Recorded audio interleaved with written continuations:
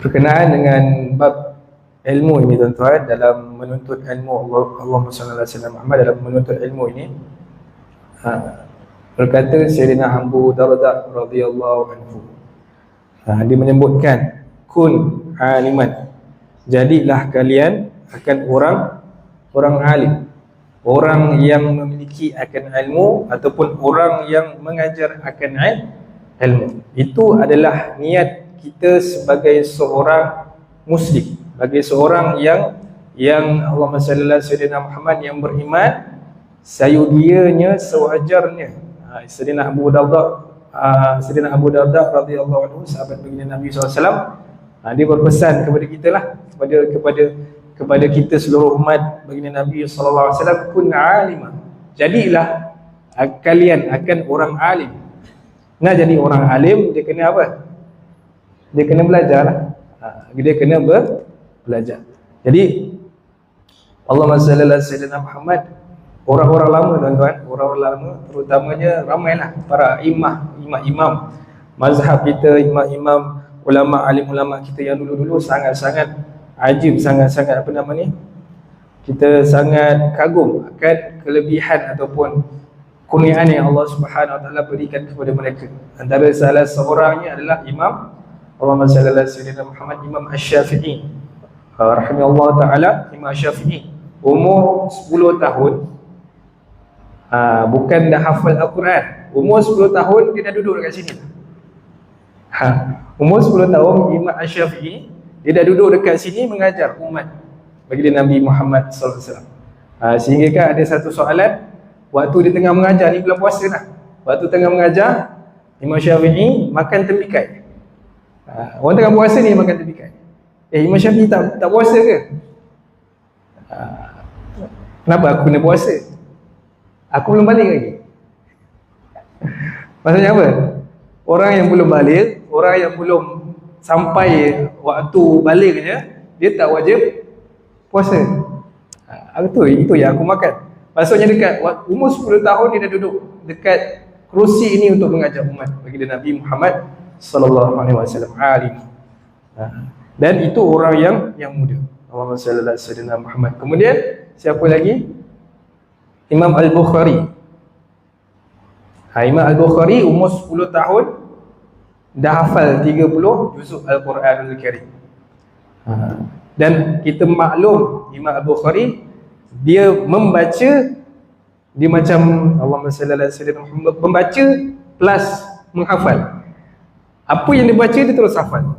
Itu hebat imam-imam kita yang dahulu. Jadi kita nak jadi macam mereka. Tak jadi macam mereka, sekurang-kurangnya macam mereka pun dah ke arah macam mereka tu pun dah cukup. Allahumma salli ala sayyidina Muhammad banyak. Itu orang yang muda dah menjadi alim. Ada tak orang yang dah berumur baru nak jadi alim? Ada tak tuan-tuan, ibu ayah? Ada. Kita biasa dalam apa nama ni, perbahasan ilmu fiqh kan, biasa tak dengar Syekh Zakaria Al-Ansari. Syekh Zakaria Al-Ansari ni boleh dikatakan setiap perbahasan ilmu fiqh mesti ada nama dia. Tahu tak tuan-tuan, ibu ayah, Imam Zakaria Al-Ansari, kalau tak silap saya, beliau bermulanya pengajian dia dalam bidang ilmu ini, ilmu agama ini, bermula pada tahun umurnya berumur 40 tahun. Umur 40 tahun baru start nak belajar. Tapi dan banyak ada Allahumma salli ala sayyidina Muhammad, adalah kau ni dah tua baru nak belajar. Dah tua baru nak terkial-kial mencari ilmu, contoh.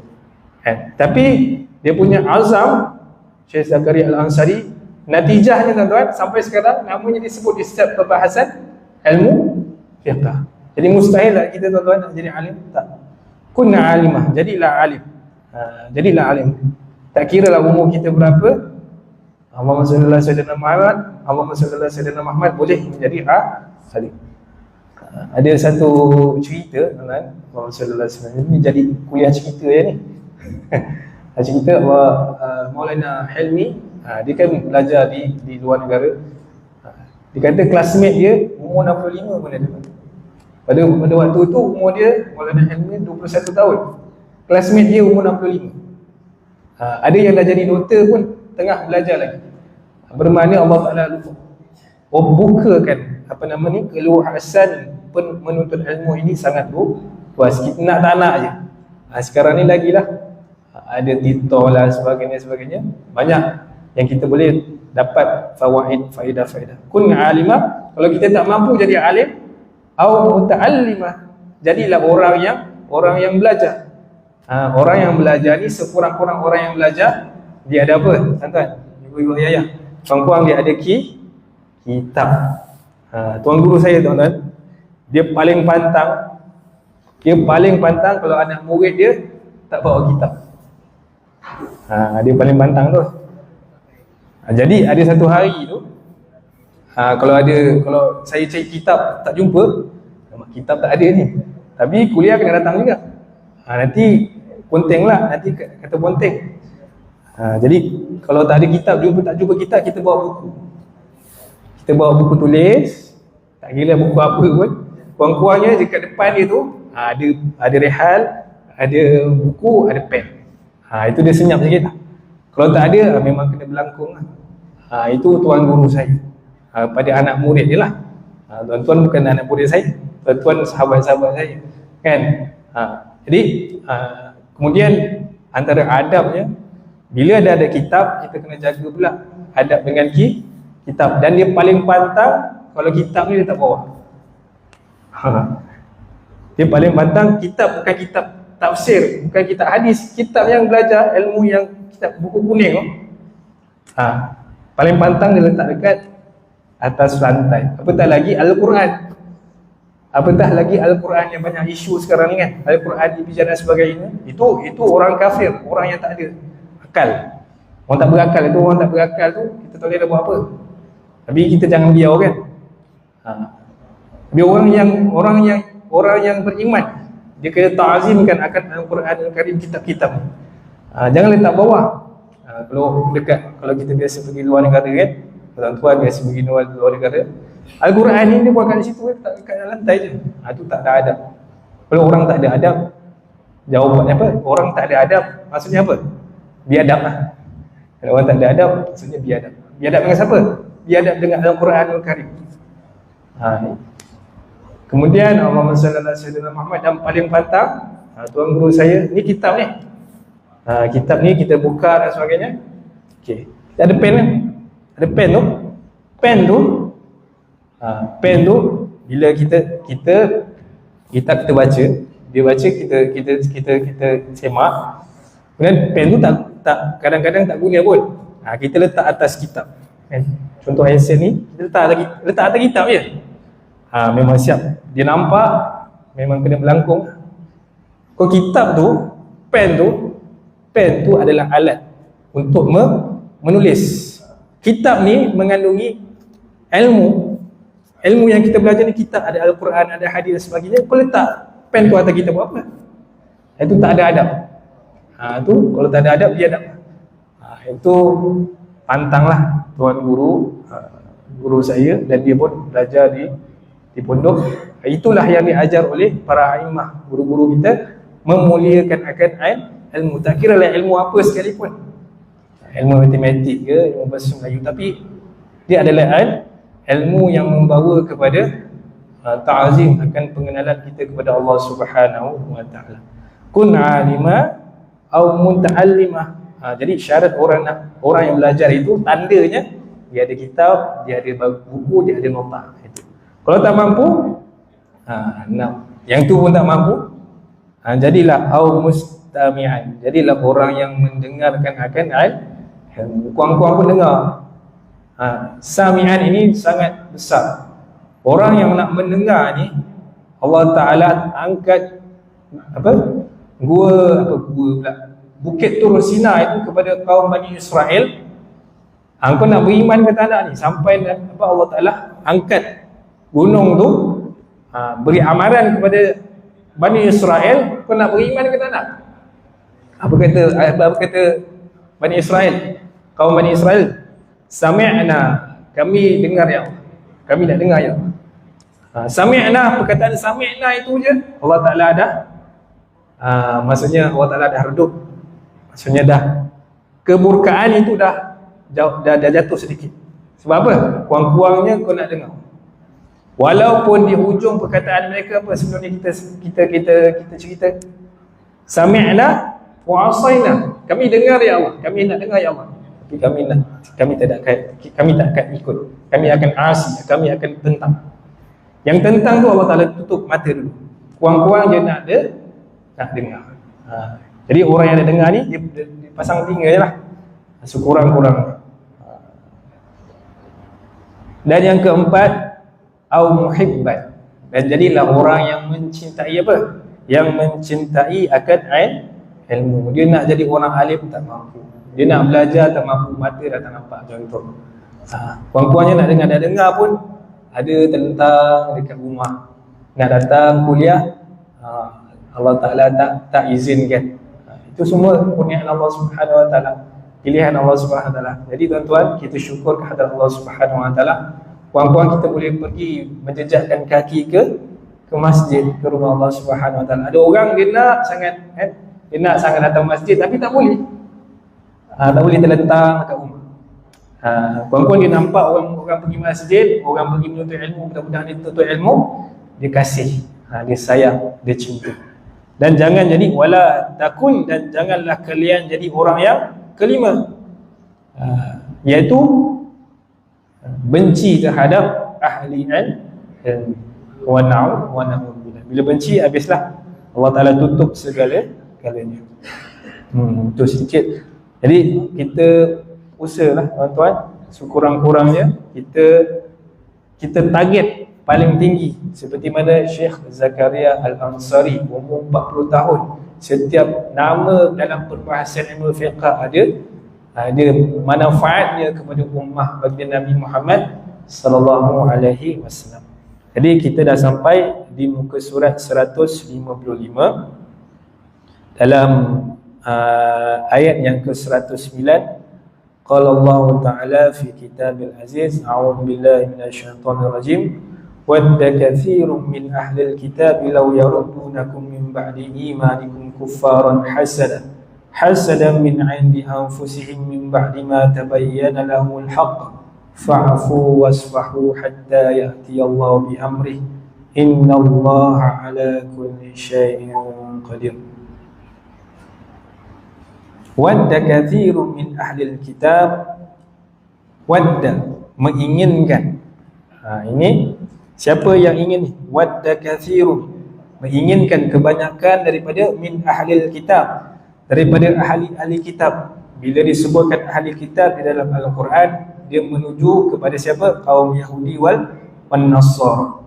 Law yaruddunakum min ba'di imanikum kuffara. Law yaruddunakum, sekiranya mereka mengembalikan kamu. Maksudnya suka, orang ahli kitab ni sangat-sangat suka, sangat-sangat inginkan kalaulah kita ni orang-orang yang beriman, min ba'di imanikum, selepas beriman, ya, para sahabat radhiyallahu anhum, Nabi sallallahu alaihi wasallam hadir ke, diutuskan oleh Allah Subhanahu Wa Taala kepada mereka dan memasuki agama Islam. Dan mereka ahli kitab ini, orang Yahudi, orang Nasrani ini ditujukan kepada orang yang ada ilmu, dan Allah Ta'ala berikan dia ilmu apa? Ilmu kitab Taurah dan Injil. Itu ilmu dia, orang yang berilmu. Jadi dia sangat inginkan apa? Orang yang dah beriman ini kuffar, untuk kembali kepada kekufuran, untuk kembali kepada agama nenek moyang mereka yang dahulu ataupun mengikut mereka. Law yaruddunakum min ba'di imanikum kuffara. Tujuannya apa? Hasadan. Kerana apa? Hasadan min 'indi anfusihim, kerana dengki min 'indi anfusihim, yang timbul dari diri mereka, kaum Yahudi wal Nasara, orang yang ingkar kepada agama Allah Subhanahu Wa Taala, sedangkan mereka mengetahui akan baginda Nabi sallallahu alaihi wasallam itu adalah utusan Allah Subhanahu Wa Taala. Hasadan min 'indi anfusihim. Dan ayat ini juga Biasanya kalau dalam ilmu rawatan Islam, orang yang berhasad dengki ni orang hantar sihir, dia mesti ada hasad. Hasad ini dibacakan ayat ini untuk membatalkan benda-benda yang telah dilakukan ataupun menghilangkan pengaruh hasad dalam orang tersebut. Hasadam min 'indi anfusihim min ba'di ma tabayyana lahumul haqq, setelah apa yang ma tabayyana, yang telah jelas di dalam kitab Taurat, kitab Injil dah jelas berkenaan apa? Lahumul haqq, bagi mereka akan kebenaran akan Islam itu tadi. Allahumma shalli ala sayyidina Muhammad. Wa'fu wasfahu hatta ya'ti Allahu bi amri. Kemudian bila berlaku seperti itu, maka Allah Subhanahu wa taala beritahu kepada ummah pada ketika itu, fa'fu wasfahu, maafkanlah, maka maafkanlah oleh kamu akan mereka itu. Wasfahu, dan berlapang dadalah. Ini waktu ketika itu. Tapi ada jawabnya, hatta ya'ti Allahu bi amri, sehinggalah Allah Ta'ala mendatangkan perintahnya untuk memerangi mereka. Maksudnya waktu ketika ini, ketika bisikan-bisikan, kembalilah kepada apa guna kau beriman, kan? Kau dapat susah, kan? Jadi dia bisik-bisikkan, kembalilah kepada agama yang dulu. Jadi waktu ketika itu Allah Ta'ala suruh maafkan dahulu, dan apa? Dan berlapang dada dulu, sehinggalah datang perintah Allah Subhanahu Wa Taala untuk perangi mereka, baru kita perangi. Maksudnya dia ada sambungan gitu. Bukan kita biar maaf semata saja. Ada waktu yang ada waktu dia panggil ada pantang lah. Ada line merah. Kalau sampai satu tahap ada perintah untuk memerangi, maka itulah waktu setepatnya untuk kita perangi. Buat masa ni sabar dulu. Sabar dulu. Innallaha ala kulli syai'in qadir. Sesungguhnya Allah atas segala sesuatu sangat maha berkuasa. Qala musannifu rahimahullah ta'ala wa nafa'ana bihi wa bi'ulumihi fid dharain. Amin. Dalam kitab ini huraiannya adalah kebanyakan orang-orang yang dituruni kitab itu bercita-cita supaya mereka mengembalikan kamu menjadi kafir sesudah kamu beriman, kerana dengki dalam hati mereka sesudah nyata kebenaran bagi mereka. Maka maafkanlah mereka dan tinggalkan. Wasfahu, fa'fu wasfahu. Dekat kita sebut dekat terjemahan tadi, berlapang dada. Dekat sini Tuhan mengarang tinggalkan mereka, maafkan mereka, tak apa, dan tinggalkan mereka, jangan duduk dengan mereka, sehingga Allah menurunkan perintahnya. Sesungguhnya Allah berkuasa di atas segala sesuatu. Huraiannya pada ayat yang berbunyi wadda katsirum min ahlil kitab law yaruddunakum min ba'di imanikum kuffara, adalah kebanyakan orang-orang yang dituruni kitab itu. Kitab apa? Taurat wal Injil. Bercita-cita. Cita-cita ni dia berkeinginan. Jadi cita-cita ni sampai bila? Sampai sekarang, tuan-tuan. Sampai sekarang orang yang kufur, orang yang ingkar, orang yang memusuhi akan Islam, memang bercita-cita nak keluarkan kita daripada agama Islam. Jadi kita kena hati-hati. Terutamanya kita ni dah lepas, tuan-tuan, ibu, ayah, zaman-zaman kita ni dah lepas ni, anak-anak. Kita tak tahu macam mana keadaan mereka nanti nak menghadap zaman yang akan datang lagi mencabar, kan? Supaya mereka mengembalikan kamu menjadi kafir sesudah kamu muslim. Kita dah beriman dah. Kebanyakan kita sekarang dulu daripada kufur kepada iman, kan? Sekarang ni semua dah beriman. Majoriti dah beriman. Target mereka nak mengeluarkan daripada iman kepada kufur kepada Allah Subhanahu Wa Taala. Dan Allahumma salli ala sayyidina Muhammad, agenda ini akan berterusan sampai bila tuan-tuan? Sampai Dajjal keluar. Kan? Dajjal keluar, misi dia apa? Misi dia keluarkan iman daripada kita lah. Misi dia. Maksudnya misi cita-cita ini tidak selesai sampailah akhir zaman nanti. Jadi kita kena berhati-hati. Jadi ayat ini pada mulanya ditujukan kepada siapa? Kepada pendeta-pendeta Yahudi. Ini yang jahat ni. Yang jahat Yahudi. Itu yang jahat. Bani Israel dia merangkumi anak-anak Nabi Yaqub dan ahli keturunannya. Ada sebahagiannya yang beriman kepada Allah Subhanahu Wa Taala. Yang jahat ni di kalangan Yahudi. Yang telah berkata kepada dua orang sahabat Nabi sallallahu alaihi wasallam yang bernama Huzaifah bin Yamani dan Ammar bin Yasir radhiyallahu anhuma. Ammar bin Yasir ini antara sahabat yang terkenal. Ibundanya syahid di jalan Allah Subhanahu Wa Taala. Siapa tuan-tuan? Siapa? Sumayyah kan? Sumayyah yang Allahumma salli, yang disula oleh siapa? Abu Jahal. Bersama ayahnya Yasir. Anaknya siapa? Ammar bin Yasir. Selepas peristiwa peperangan Uhud, perang Uhud, umat Islam pada ketika itu kalah kan? Kita peperangan yang pertama perang Badar. Perang Badar berapa ramai tuan-tuan? Para sahabat radhiyallahu anhum yang terlibat dalam perang Badar 313 sahabat. 313 orang. Dan 313 orang ini selepas berakhirnya perang Badar, Allah Subhanahu Wa Taala beri jaminan, buat apa yang kena buat. Maksudnya 313 orang sahabat ini Allah Ta'ala jamin, buat apa kau nak buat, aku akan maafkan. Maksudnya bukan buat suka hati kita.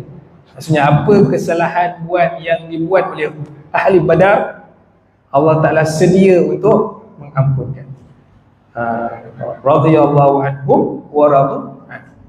Itu mereka 313 orang. Yang di peperangan Uhud, umat kita kalah. Kita kalah dengan kaum Quraisy kan. Orang yang kita kalah dengan orang kufur, orang yang kufar. Jadi katanya siapa ni?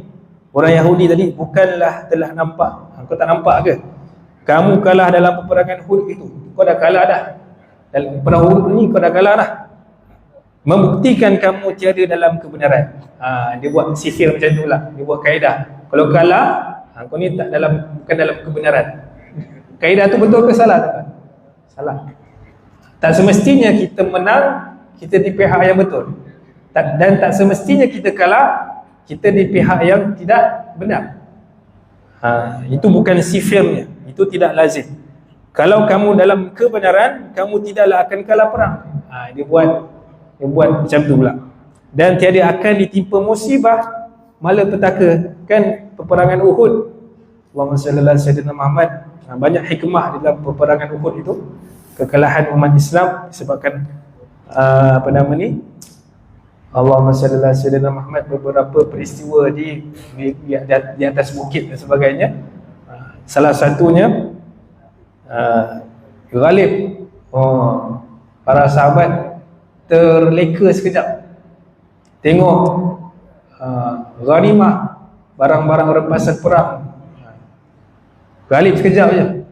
Allah Ta'ala nak berikan kekalahan itu ada hikmah. Maka kembalilah saja kamu kepada kami. Kembalilah kamu saja kepada kami di agama kufur ni. Tapi dia orang tak adalah cakap agama kufur. Itulah yang lebih baik dan lebih utama, kerana jalan kami lebih sempurna peraturannya dan jalan yang kamu daripada jalan yang kamu tempuh. Apa jawab para sahabat? Apa jawab Sayyidina Ammar bin Yasir? Dijawab oleh Ammar dengan radhiyallahu anhu dengan katanya pula, bagaimana kami akan mungkir janji yang semata-mata untuk kau? Buat apa aku nak ingkari janji aku dengan baginda Nabi SAW semata-mata untuk kau? Maksudnya apa? Dia tak patah semangat ataupun dia tak terkesan dengan perkataan mereka, ajakan mereka. Mereka berkata pula, ini perkara lagi penting. Ini lagi penting ni.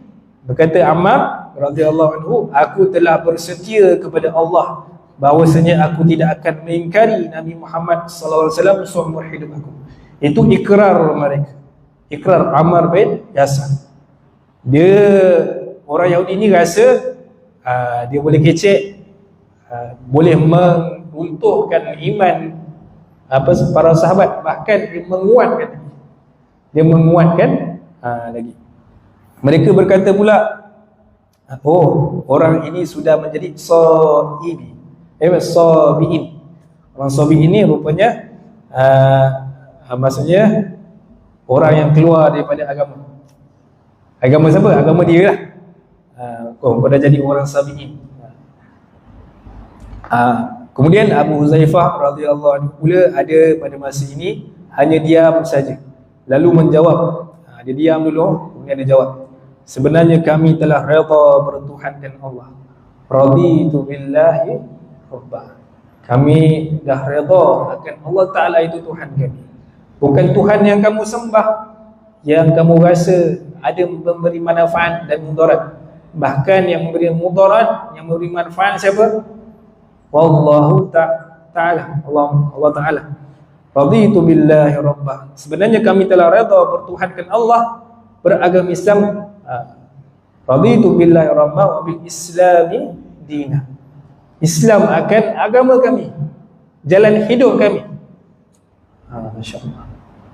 Kalau kita hadapan dengan suasana itu, Allah akan campakkan rasa manisnya kita beriman. Dan beriman kepada Quran, beriman kepada Al-Quran. Sedangkan Al-Quran itu tak. Sekarang ni Al-Quran ada secongkok macam ni kan.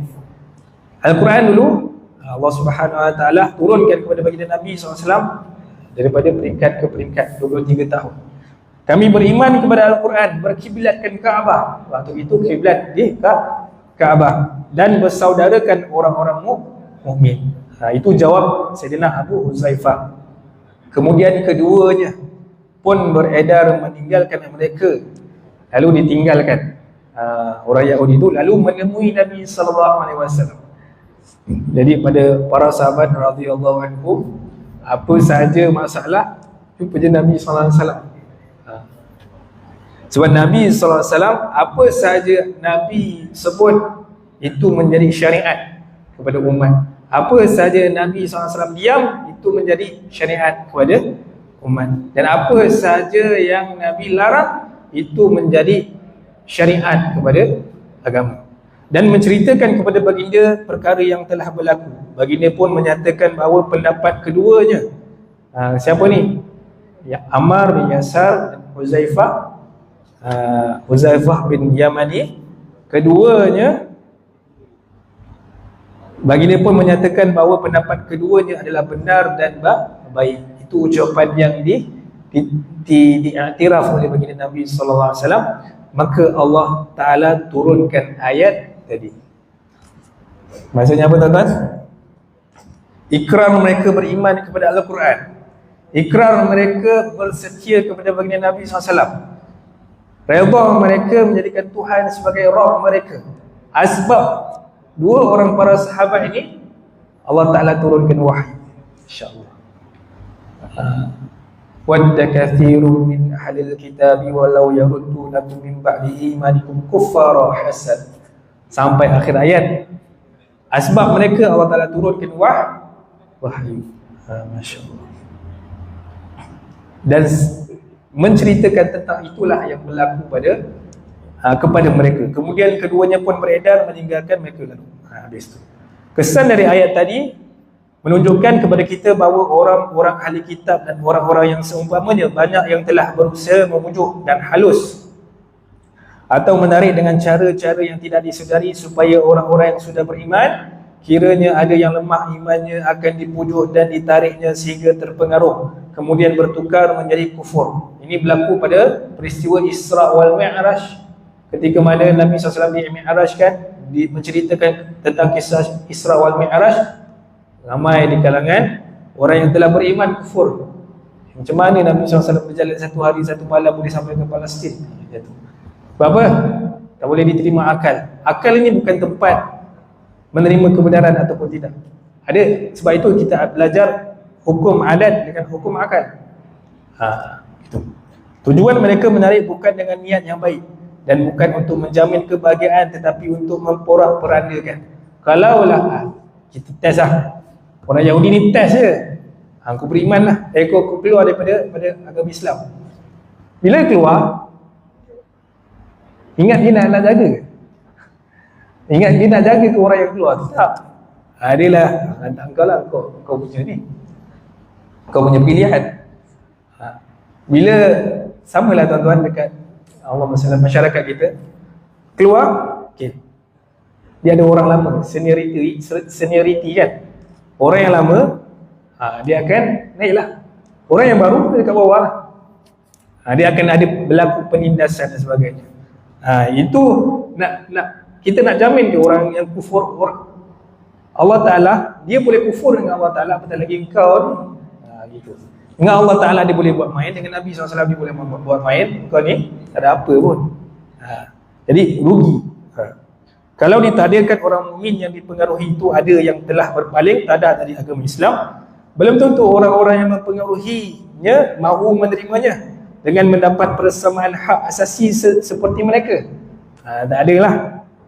Kerana perasaan beza-membeza, bertinggi rendah masih mereka amalkan. Allah dan Rasul pun dia orang tolak, apatah lagi kita. Ini akan menjadikan bangsa mereka hidup terumbang-ambing. Islam tidak, Yahudi pun tidak, Nasrani pun tidak. Gitu. Kemudian Allah Subhanahu Wa Taala melanjutkan firman-Nya sikit lagi tuan-tuan. Hasadam min ada nak sarapan ke tak ada? Belum puasa kan? Allahumma salli ala sayyidina Muhammad. Hasada min indi anfusihim min ba'di ma tabayyana lahumul haq. Kerana apa? Tujuan mereka ni kerana apa? Hasad, dengki. Dengki. Kerana dengki dalam hati mereka sesudah nyata kebenaran bagi mereka. Maksudnya usaha-usaha mereka hendak menjadikan orang mukmin itu kembali kufur adalah menunjukkan niat mereka yang busuk, iaitu didorong oleh iri hati dan hasad dengki. Selepas mereka mengetahui yang hak, bahawa kenabian Nabi Muhammad SAW itu mempunyai dasar-dasar yang kuat, kukuh dan konkret. Mereka dah tahu dah Nabi SAW itu adalah Nabi akhir zaman yang akan diutuskan kepada ummah. Sedangkan mereka sebelum Nabi SAW, sebelum mereka menemui Nabi SAW, mereka mencari-cari. Kawan-kawan, mana dia tahu daripada ahli keturunan mereka menjadi Nabi akhir zaman? Rupanya tak. Rupanya di kalangan Bani Hashim, daripada keturunan Nabi Ismail AS, bukan daripada jarul Nabi Yaqub. Dengki. Sesungguhnya sifat dengki itu merupakan penyakit peribadi yang berbahaya. Henti dengki atau hasad itu ialah mengharapkan terhapusnya nikmat-nikmat yang dipunyai orang lain. Orang yang dengki ni, dia nampak pada nikmat pada orang. Ni ciri-ciri orang yang dengki. Kita bukan cek orang, kita cek diri sini. Kita tengok, kalau kita tengok nikmat orang itu, kita rasa patutnya nikmat tu bagi pada aku. Kita rasa macam tu. Patutnya dia tak layak ada nikmat tu. Itu adalah sifat orang yang dengki. Kita tak nak sifat itu. Sebab itu kita kena mensyukuri akan nikmat yang apa yang ada pada kita, dan kita Allahumma salli ala sayyidina Muhammad, kita mendoakan orang yang yang menerima nikmat itu. Dan orang yang hasad dengki ini, dia tidak redha dengan rezeki Allah Subhanahu Wa Taala. Sebab apa dia tak redha? Rezeki datang daripada mana? Allah Subhanahu Wa Taala. Siapa yang bagi orang tu nikmat? Allah Subhanahu Wa Taala. Bila kita dengki dengan orang tu dapat nikmat, seolah-olah kita dengki kenapa Allah Taala bagi dia. Macam orang Yahudi, sepatutnya kenabian itu daripada keturunan kami, bukan keturunan Nabi Ismail. Itu dengki. Patutnya kenabian itu datang bagi pada kita. Itu orang yang hasad dengki. Dengan hasad dengki ini menatijahkan apa tuan? Dia menatijahkan kekufuran. Orang yang hasad dengki ini kufur pun tak apa lah. Macam tu. Itulah orang Yahudi. Kita tak nak jadi orang Yahudi. Kalau seorang itu waras fikirannya, dia tidak membiarkan jiwanya hangus dibakar oleh sifat dengki hasad itu. Sifat dengkinya itulah yang membakar jiwanya supaya mengharap-harap. Misalnya si kaya itu biarlah jatuh miskin, si alim itu biarlah mendapat malu, si saudagar itu biarlah mendapat rugi, si sihat itu biarlah sakit, si senang itu biarlah susah, dan lain-lain lagi umpamanya. Itu berlaku tak pada masyarakat kita? Realiti tuan-tuan, ibu-ibu, ayah-ayah, berlaku. Padahal apalah untungnya selain dari ia menyalakan api di dalam peribadinya untuk membakar jiwanya dengan tidak disedari. Orang yang hasad dengki ni dia punya dada yang panas. Sebab apa panas? Dia tengok orang tak puas hati, tengok orang tak puas hati, panas. Pantang sikit panas. Di samping, padahal apalah untungnya selain dari ia menyalakan api di dalam peribadinya untuk membakar jiwanya dengan tidak disedari. Tak sedar pun. Jadi kita kena sedarlah. Semua orang masing-masing ada perasaan tu. Sama ada sedar tak sedar. Yang penting kita sedar. Bila sedar, kita tarik balik. Kita tarik. Di samping itu Allah akan memotong amal kebajikannya akibat hasad dan dengkinya itu. Sebuah hadis Nabi SAW menyebutkan, diriwayatkan dari Abu Hurairah radhiyallahu anhu, bahawa Nabi SAW bersabda, "Iyyakum wal hasada." Janganlah kamu bersifat dengki. Berhati-hatilah kalian, berjaga-jagalah kalian terhadap sifat dengki wal hasada. Fa innal hasada, sesungguhnya sifat hasad dengki itu ya'kulul hasanat, akan memakan semua kebaikan-kebaikan kita. Bukan hasanah, bukan satu kebaikan, tapi hasanat jamak. Semua kebaikan daripada kita balik sampai sekarang, kalau kita ada hasad dengki itu, amalan kita terbakar macam tu. Penat tak tuan-tuan? Penat tak? Penat. Penat. Takut esok dekat sana, tengok kosong je. Ya Allah, bukan aku dah buat macam-macam tu untuk agama Allah. Tak ada, dah terbakar. Sebab apa? Hasad dengki. Kama ta'kulun naru hataba. Seperti api yang membakar kayu api, sangat cepat. Contoh kayu api biasanya kering ke basah kan? Kering. Mana ada orang bakar kayu basah. Kayu kering tu kalau kena api, kejap je. Minggu lepas kan, kita tak perasan kat rumah.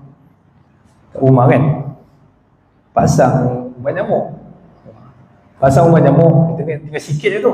Tak apalah, nak tidur ni, tak apalah, rupa-rupanya tengah malam tu, terbakar. Sebaik kita perasan. Alhamdulillah, Allah Ta'ala selamatkan. Nanti kalau tak, nanti jadi berita kan, baru-baru ni 5 orang ahli keluarga satu rumah kebakaran baru-baru ni. Orang yang kena musibah terbakar, seperti mana pondok yang sebelum ni kan, ramai di kalangan yang tahun lepas ke 2 tahun lepas, dan pelajar madrasah terbakar. Dan orang yang mati dalam kebakaran ini dia syahid. Syahid dunia syahid akhirat. Orang yang syahid ni, Allahumma salli ala sayyidina Muhammad, dia punya sebelum Allah Ta'ala ambil nyawanya ataupun menaras kesakitan tu datang, kalau memang betul dia syahid, Allah Ta'ala buka dah di hadapannya akan nikmat-nikmat syurga, maka kesakitan itu akan hilang. Disebabkan apa? Kita nampak mana tempat. Mudah-mudahan kita